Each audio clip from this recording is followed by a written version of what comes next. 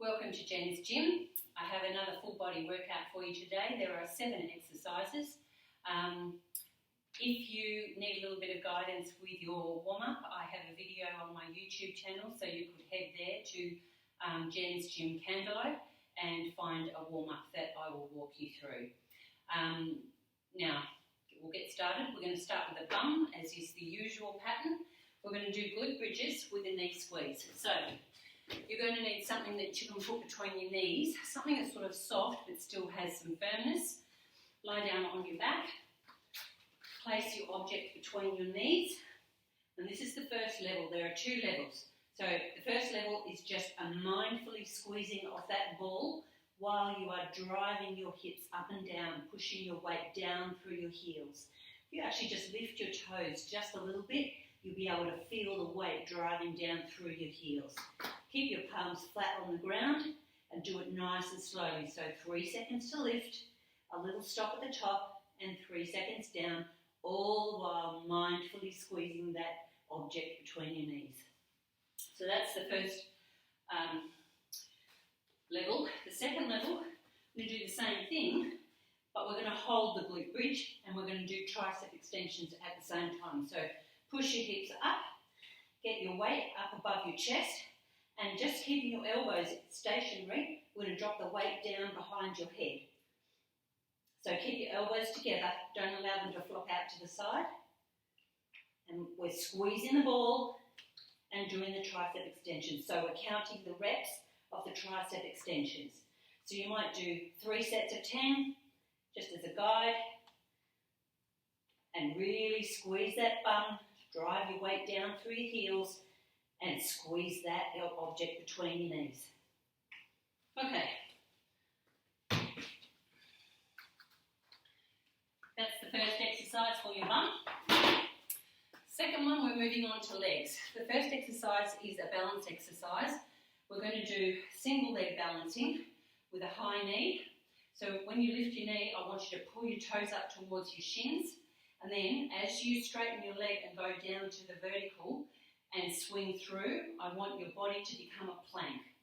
So we move all the way into a hinge with this knee staying straight if you can, but you can slightly soften it. Make sure to keep that toe flexed up for the whole movement. So we put it all together, high knee, keeping the body in a nice straight plank, and hinge. Back to high knee, and hinge. You don't need to go all the way down, especially not when you're first warming into it. But as you warm into it and get a little bit of confidence with your balance, you can go down a bit further. You want to maintain a neutral back while you're doing this. And it can be helpful to put one hand on your lower back so that you can feel what your back is doing, so that you're maintaining that natural curve and not allowing your lower back to flex. We want to be like a plank. So that's the single leg hinging with a high knee. And the next exercise is single leg stands. So when we're doing this, you need to find the right height for you. So knees can be problematic, so you need to find a height that's suitable for your knees. And if you can't load your knees, this is not an exercise for you. So you would skip this one. But if you can do this, I would give it a go. The first level is with your heel resting. If this is about 50 centimetres high, this is usually about the standard height of a chair. This might be too low for some people, or it might be too high. You might need more of a challenge, so you would find something a little bit lower.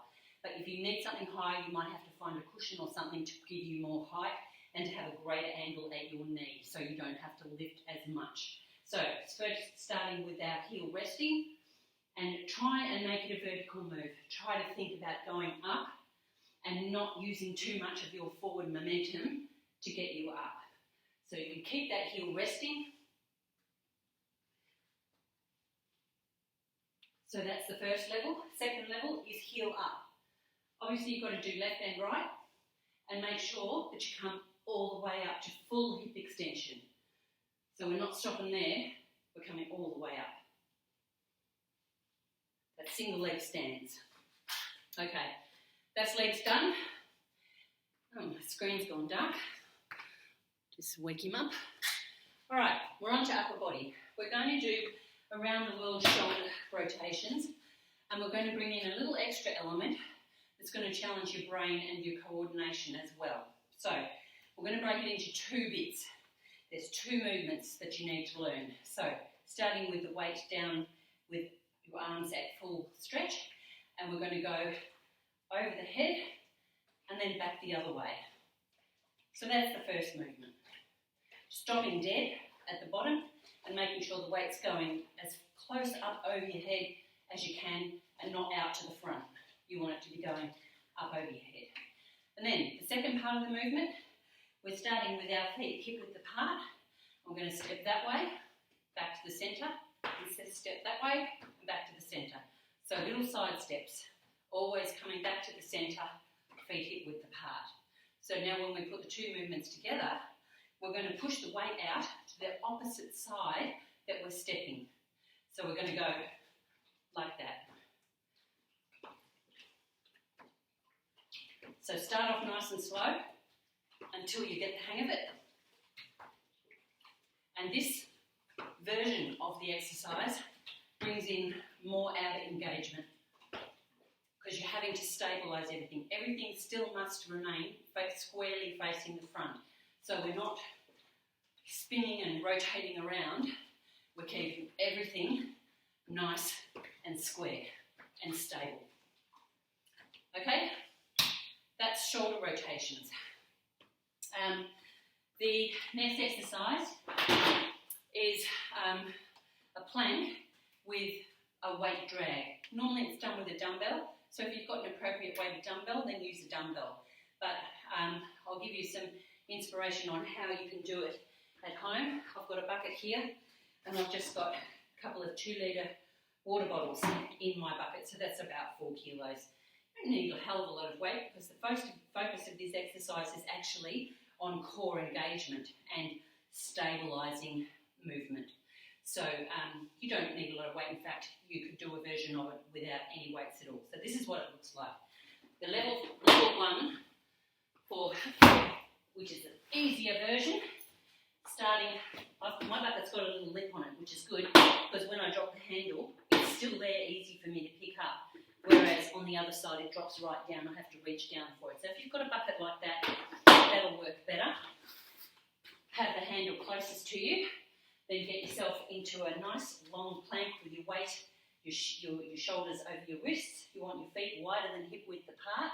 We're going to reach under our body, hand over, bring it through, rotate it around, drop the handle, and then replace your hand, all the while keeping your body in the perfect, stable plank. So we're not rolling around. Everything's staying nice and still, except for the arms. We're reaching right in under, and everything staying nice and straight, bum squeezed tight. Okay, that's the first version. If that's too low for you, that was about 50 centimetres, that's kind of chair height. You can go up a little bit higher, but if you go higher, you're going to have trouble reaching your weight. So in that scenario, you would just, this is a bit closer to bench height, you would just reach under and replace your hand. Reaching all the way under, replace your hand. So we're still supporting your own weight on one arm while maintaining complete stability in your body. Okay, so it can still be done without a weight. The next version of it is on the floor. So setting yourself up in the standard plank position, feet wider than hip width apart. I'm going to reach under, then recenter yourself, reach under,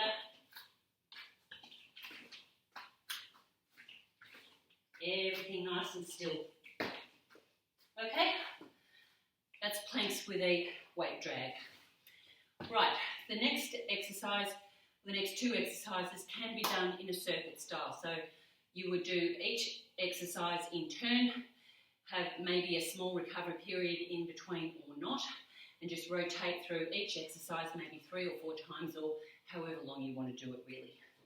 I would suggest you'd want to do it for a minimum of 3 rounds though. The two exercises are, there's two versions of mountain climbers, which I'll show you. You get to pick which level you would like to do, and then followed by a back extension. So, the mountain climbers, first level is standing, and I want you to get your elbows up, and it's get your knee up to your opposite elbow. Try not to flex forward through your lower back, so you don't want to be bending to your knee. You want to stay upright. It's knee to elbow, not elbow to knee. Okay, that's the first version. Second version is a more dynamic version. So you can go down on the ground if you want, or you can do it elevated. And we're going to get a little bit more of a dynamic movement going, making sure that your back stays in a neutral position for the whole time. So you can do this elevated as well, keeping your weight over your wrists. You can do opposite elbow, or you can do same elbow, same side, neutral back. So that's the mountain climber versions. Pick which one of those you want to do, and then we're doing back extensions. So lay down on your stomach, hands on your bum, let your elbows flop out to the side, keeping your head in a neutral position. We're going to roll your shoulders back and squeeze your shoulder blades together and relax. So lift, squeeze, relax, lower. Lift, squeeze, relax, lower.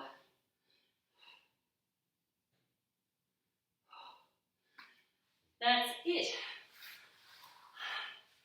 That's your lot. So I hope you enjoy that workout. Of course, when you finish any workout, you should do a stretch down.